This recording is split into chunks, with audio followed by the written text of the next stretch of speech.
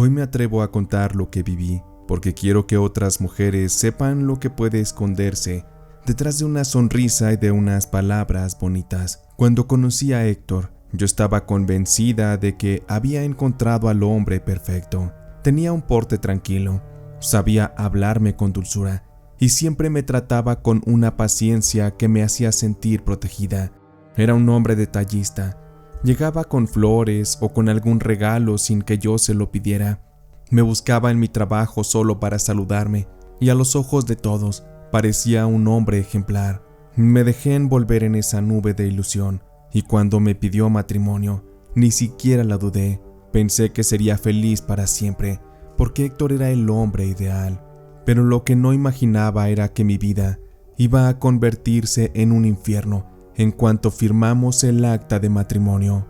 Y es que el mismo hombre que me hacía sentir especial empezó a transformarse poco a poco en alguien que apenas reconocía. Al principio fueron comentarios disfrazados de preocupación, que por qué me arreglaba tanto para ir a trabajar, que por qué usaba faldas, porque bien podía usar pantalones. Decía que seguramente los hombres en la oficina me miraban las piernas. Yo lo tomaba como celos de amor y hasta me halagaba un poco. Creí que era normal, pero lo normal se volvió una cadena destructiva. Recuerdo una ocasión en la que regresé tarde del trabajo, porque mi jefe me pidió quedarme para terminar un informe. Apenas crucé la puerta de la casa, Héctor me estaba esperando con la mirada encendida. «Pues, ¿qué se supone que estabas haciendo con tu jefe hasta tan tarde, Mariana? Me dijiste que trabajando, pero no sé por qué no te creo». Aquella suposición de Héctor me ofendió. Él nunca me había hablado directamente de esa forma. «¿Por qué me preguntas eso, Héctor? Es evidente que estaba trabajando. ¿Qué más iba a hacer?». Héctor me miró muy feo y me respondió: «Es que no entiendo, Mariana. ¿Por qué razón deberías estar a solas con tu jefe después de las 9 de la noche? Ya dime la verdad, Mariana. ¿Acaso en esos viajes de oficina que haces con tu jefe, ustedes aprovechan para tener relaciones, verdad? Seguramente ese infeliz te hace suya y tú encantada. No por eso te llevas las falditas tan cortas. Algo aquí no cuadra, Mariana, y te aseguro que lo voy a averiguar, porque a mí no me vas a ver la cara de pendejo. Y créeme que donde te descubra, te aseguro que soy peor que el diablo. Así que ándate con cuidado». Aquella noche me metí a la cama, me acosté en la orilla y le di la espalda a Héctor. No quería saber de él. En ese momento estaba enojada. Los días siguientes fueron peores. En una ocasión me marcó mi marido al trabajo y yo estaba en mi escritorio contestando correos cuando escuché su voz muy alterada preguntándome que dónde estaba. Le dije que evidentemente en el trabajo y él insistió que me escuchaba raro, que con quién estaba, que por qué me había puesto nerviosa y no sé qué más. Ya no importaba lo que yo dijera. Él siempre encontraba un motivo para dudar de mí. Aquello ya no era amor, era control. Me empezó pronto a prohibir que saliera con mis amigas. Decía que eran malas influencias, que lo único que querían era llevarme por el mal camino. Al principio yo lo aceptaba, me resignaba, pero con el tiempo ya ni siquiera podía visitar a mi familia sin que él montara un escándalo. Lo peor llegó cuando empezó a hablar de mi trabajo. Yo era una secretaria en una empresa de importaciones y por mi puesto debía acompañar a mi jefe a ciertos viajes, nada fuera de lo común. Viajes de un par de días para llevar documentos, tomar notas en las juntas, pero Héctor no soportaba la idea. Por esto es que terminó prohibiéndome que yo cumpliera ese papel. Le dije que eso era imposible porque de eso yo trabajaba, no podía negarme, de lo contrario sería despedida. Él me dijo que debía renunciar, porque ya no quería que yo saliera de la ciudad, mucho menos con mi jefe. Él seguía asegurando que mi jefe y yo teníamos algo a sus espaldas, que aquel tipo solo me usaba porque yo era muy bonita. Empezó a decir pestes de mi jefe, que era un tirano, que era un todas mías, que seguramente solo me tenía ahí trabajando porque era bonita y no porque yo tuviera las habilidades.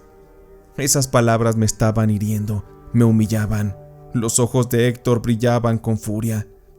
Y cuando le dije definitivamente que yo no iba a renunciar a mi trabajo, él soltó un manotazo muy fuerte a la mesa, como tratando de advertirme que ya no estaba jugando. Se metió al cuarto muy enojado, y la verdad es que yo estaba dispuesta a seguir con mi empleo, porque era importante el sueldo que yo percibía. Días después el miedo creció, cuando esa furia que Héctor demostraba se terminaría convirtiendo en golpes. Fue para una noche. Llegué cansada, me quité los zapatos y apenas iba entrando Héctor. Llevaba una cerveza en la mano. Me miró de arriba abajo y me dijo: ¿Y esas medias, Mariana? ¿A quién querías enseñarle las piernas hoy? ¿Con quién te quieres acostar ahora? No me digas que ya te aburriste de tu jefe. Intenté explicarle que era parte de mi uniforme, que siempre las había usado, pero él no me dejó. Me tomó del brazo tan fuerte y me empujó contra la pared. Su cara estaba tan cerca de la mía que sentí su aliento muy pesado. Tú eres mía, Mariana. Eso nunca lo tienes que olvidar. Y cada que yo te lo pida, te tienes que entregar a mí. No sé qué le ves al imbécil de tu jefe. Si conmigo no te falta nada, tienes casa, comida, buena ropa, tenemos algo de dinero y sobre todo, yo te doy cariño. ¿Qué más quieres, chingao? Héctor me estaba empezando a quitar la ropa a la fuerza. Es como si todo el odio le incitara a la intimidad, pero yo lo rechazaba, trataba de empujarlo, y fue ahí cuando me metió una bofetada muy fuerte. Ahora sí te voy a dar lo que te mereces. A ver si así aprendes a no andar ofreciendo en la calle lo que es mío. Héctor me tumbó al piso, me dio un par de cachetadas más para que yo ablandara el cuerpo. Después de esto, con sus manos, reventó los botones de la blusa, también mi sostén, igual lo mismo con las pantimedias, y de esa forma es que me lo hizo de una manera realmente salvaje. Él terminaría abusando de mí. Sentí que tenía encima a un animal, al mismo diablo. Aquello no era mi esposo, no era el Héctor del que me enamoré en la etapa del noviazgo. No sé qué le había pasado, por qué cambió así, qué razones le había dado yo para que él pensara cosas malas de mí. Estaba confundida, perdida, pero también estaba en un agujero sin salida. Esto se los digo porque, después de haber terminado aquel maldito acto tan asqueroso, en el que Héctor se sació conmigo, me lanzó una amenaza. Tú solo eres mía, Mariana, de nadie más. A ti solamente te voy a tocar yo, y créeme que si algún hombre se te acerca, no voy a dudar en matarlo. Y a ti ni se te ocurra pedirme el divorcio o tratar de abandonarme, porque a donde quiera que vayas te voy a ir a buscar y te voy a matar. Ese día me di cuenta que mi matrimonio se había convertido en una cárcel. Yo ya no era libre, ni siquiera podía elegir qué ponerme de ropa, con quién hablar o a dónde ir. Vivía con el corazón encogido, esperando el próximo estallido de celos. Me miraba al espejo y ya no reconocía a la mujer que era antes. Mis ojos estaban siempre cansados, mi sonrisa se había borrado. Sentía que mi vida se me escapaba poco a poco. Fue entonces cuando Carla, mi mejor amiga, después de que le platiqué todo lo que me estaba pasando, ella me recomendó que pusiéramos una denuncia, una demanda de divorcio, y ya que fuera lo que Dios quisiera, si ese imbécil quería buscarme, pues entonces lo ideal es que yo estuviera lejos, pero yo no estaba dispuesta a esconderme, no tenía por qué hacerlo. Mi amiga, tratando de ayudarme, y viendo que yo estaba renuente a todo, me dio algo que la verdad no me esperaba. De su bolso sacó algo.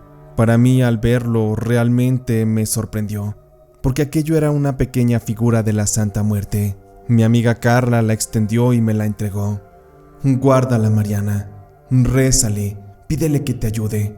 Esta santita no abandona a nadie, pero tienes que hablarle con fe. Te aseguro que vamos a encontrar con esto una solución para tu problema.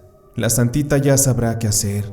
Solo prométeme que confiarás en esto y que no te vas a dejar vencer por la situación.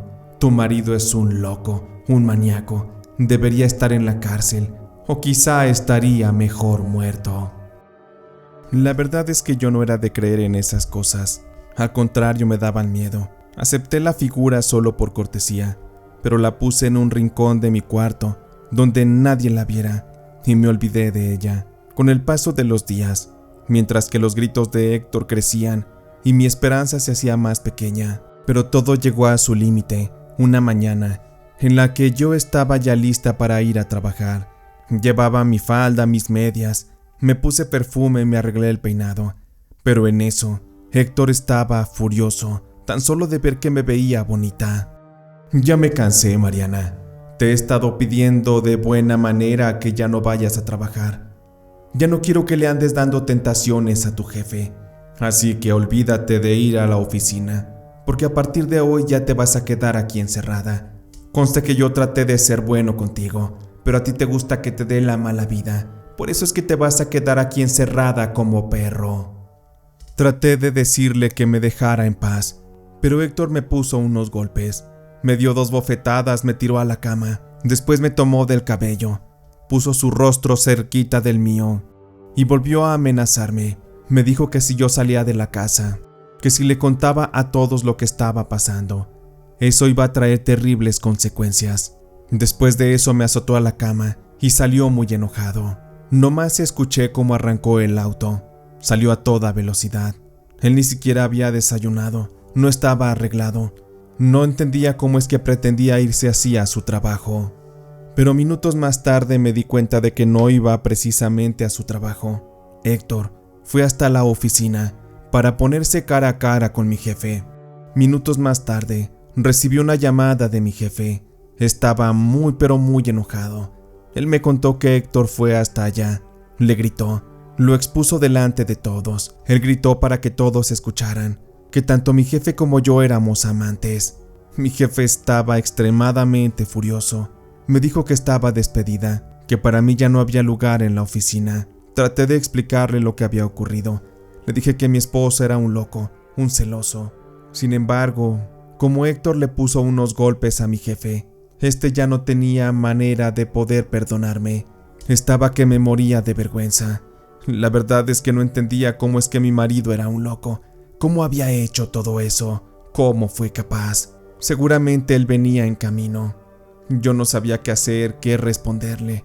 Me quedé encerrada en el cuarto, llorando. Tenía miedo de que Héctor llegara y me hiciera daño, pero fue ahí que la vi, ahí en el rincón oscuro. Estaba la Santita Muerte, mirándome, como si aquel momento fuera una conexión especial. En ese instante me olvidé de todo y simplemente me dediqué a hacerle peticiones a la Santa Muerte. Ay, Santita, pues Carla me dijo que tú eras muy bondadosa. Tú sabes bien que yo no creo en estas cosas, pero la única forma que yo crea en ti es que me ayudes, es que me demuestres tu poder. Créeme que si lo haces, si me liberas de toda esta situación, yo te voy a entregar mi fe y siempre te voy a ser leal. Por favor, ayúdame, quítame a Héctor del camino. Yo no sé qué tengas que hacer. Carla me dijo que tú sabrías cómo. Por ello es que lo dejo en tus manos. Por favor, Santita, ayúdame. Repetí aquellas plegarias un buen rato. Me di cuenta de que Héctor no llegaba. Y la verdad es que no sé a dónde se había ido. Ya llegaría él más tarde. Me di cuenta de que no fue a trabajar. La verdad no supe dónde anduvo. Él nunca me explicó lo que hizo en la oficina. Él asumió que yo ya lo sabía. Ni siquiera pude ir a mi oficina por mi finiquito. Me moría de vergüenza. Sabía que no lo merecía. Me daba mucho coraje de que mi marido me estuviera echando a perder la vida. Por eso es que cada día que le rezaba a la Santita, lo hacía con mucha más fe. Quería que lo destruyeran, que lo quitaran de mi camino, que simplemente desapareciera. Fue entonces que noté un cambio. Ahí me di cuenta de que mis plegarias habían sido escuchadas. Héctor, mi marido, pronto empezaría como a desinflarse. No sé cómo explicarlo de otra forma, pero a él se le marcaban ya las ojeras. De un día para otro le aparecieron. Se le aflojaba el pantalón. Empezó a perder peso. Pero no solamente fueron cambios físicos, también mentales. Cuando sonaba mi celular, él ya no montaba escenas. Simplemente me miraba con cierta indiferencia. Lo que más me pareció extraño es que empezó a pedirme que yo fuera al mandado, a la tienda o al mercado, porque él expresaba sentirse cansado, sentirse mal. A veces yo lo veía como se sentaba en el sillón y solo se quedaba viendo a la pared. De pronto se sobaba en las rodillas, en las piernas también, como si le dolieran. Si yo intentaba platicar con él, simplemente respondía con un sí y con un no. Pronto fue todo como vivir con un desconocido. Ya no más era un bulto en mi casa. En lugar de alegrarme, me empecé a preocupar. Un día le preparé café y pan, que era lo que más le gustaba. Lo vi tomarlo a sorbitos, muy sin ganas. La verdad es que, en ese momento sí le pregunté si quería que fuéramos al doctor, pero él me decía que no era nada, que simplemente tenía estrés. Insistí e insistí, pero él no quiso. Tampoco yo pretendía pelear, armar un argüende. Me guardé mis palabras y así siguieron transcurriendo los días. Héctor dejó de ir a trabajar, pidió permiso. Él tenía unos días de vacaciones y los tomó para descansar. Pero fue para una tarde. Él estaba sentado en el sillón, tenía una cobija puesta, estaba viendo la tele y yo notaba que a veces se quedaba dormido. Pero de pronto, de estar yo en la cocina, empecé a escuchar cómo es que se metieron unas moscas. El zumbido sonaba muy fuerte. Las ventanas estaban cerradas y no entiendo de dónde salieron. Pero en eso, cuando volví a la sala, vi algo que me dio mucho miedo, asco también. Mi marido se había quedado dormido, con la boca abierta, pero las moscas se le metían y ahí andaban ondeando dentro de su boca. Mi marido estaba tan perdido que ni siquiera lo sentía. Fue ahí cuando me di cuenta que la cosa de verdad era grave, pero aún así, cuando él despertó y le pregunté que si íbamos al doctor, él seguía negándose, no quería atenderse. Los días comenzaron a volverse muy oscuros, muy pesados. Héctor empezó a quejarse de un dolor en el pecho. Tenía una tos seca que no lo dejaba dormir. Tenía fiebre y también empezó a desprender un olor bastante putrefacto, como a carne podrida. Yo trataba de ayudarlo lo más que podía, pero él seguía necio de no querer ir al médico.